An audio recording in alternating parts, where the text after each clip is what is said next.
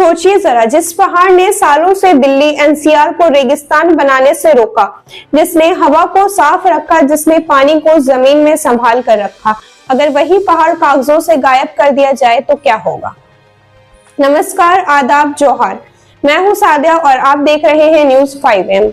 आज बात अरावली विवाद की, जो इस वक्त देश का सबसे गर्म पर्यावरण मुद्दा बन चुका है, खासकर सुप्रीम कोर्ट के नए आदेश के बाद। सबसे पहले जानेंगे विवाद है क्या। पूरा झगड़ा है 100 मीटर नियम को लेकर। अब तक क्या था? पहले अरावली का मतलब था वो पूरा इलाका जहां पहाड़ियां हैं, चाहे ऊंची हो या नीची। लेकिन 20 नवंबर 2025 को सुप्रीम कोर्ट ने सरकार की एक कमेटी की सिफारिश मान ली। तो जानते हैं नया नियम कहता क्या है। अब सिर्फ वही इलाका अरावली पहाड़ी माना जाएगा जो अपने आसपास की जमीन से कम 100 मीटर ऊंची हो। और यही से विवाद शुरू हुआ। पर्यावरण विशेषज्ञों का कहना है अरावली की 80 से 90% पहाड़ियां या तो नीची है या समय के साथ समतल हो चुकी है। मतलब ये कि अरावली का बड़ा हिस्सा अब प्रोटेक्टेड जोन से बाहर हो सकता है। अब वहां खनन और निर्माण आसान हो जाएगा।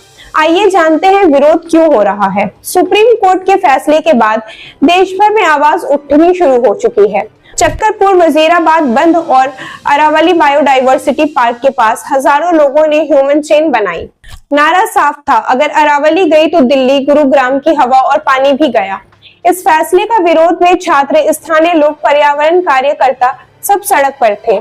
जोधपुर, उदयपुर, सीकर जैसे शहरों में प्रदर्शन हुए। राजस्थान में चिंता और गहरी है क्योंकि अरावली का बड़ा हिस्सा वही है।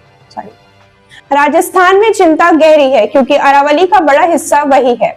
लोगों को डर है कि नया नियम कहीं खनन को खुली छूट ना दे दे। विपक्ष दलों ने सरकार पर सवाल उठाए। कांग्रेस नेता जयराम रमेश ने कहा सरकार अरावली को कमजोर कर रही है। वहीं कई संगठन रिवर पिटीशन के साथ फिर से कोर्ट जाने की तैयारी में है।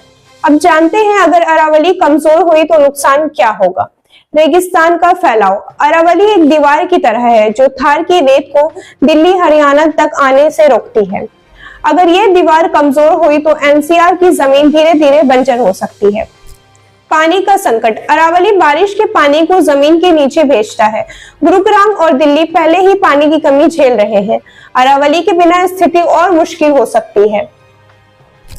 हवा और प्रदूषण पर क्या असर पड़ेगा। अरावली को दिल्ली एनसीआर के फेफड़ा कहा जाता है। यह धूल, प्रदूषण और तेज हवाओं को रोकता है। अगर ये खत्म हुई तो सांस लेना और भी कठिन हो सकता है। इसका वन्य जीवों पर क्या असर पड़ेगा। तेंदुआ, लकड़बग्घा, पक्षी, सबका घर अरावली है। खनन बढ़ा तो जंगल घटेगा और इंसान जानवर टकराव बढ़ेगा। अब यह भी जान लीजिए कि सरकार क्या कह रही है। पर्यावरण मंत्री भूपेंद्र यादव का कहना है सरकार अरावली को नुकसान नहीं पहुंचा सकती। नया नियम ये नहीं कहता कि सब कुछ खोल दिया जाएगा। सरकार का दावा है सिर्फ 0.19% इलाका ही खनन के लिए देखा जाएगा, वो भी सख्त नियमों के साथ और साइंटिफिक माइनिंग के जरिए।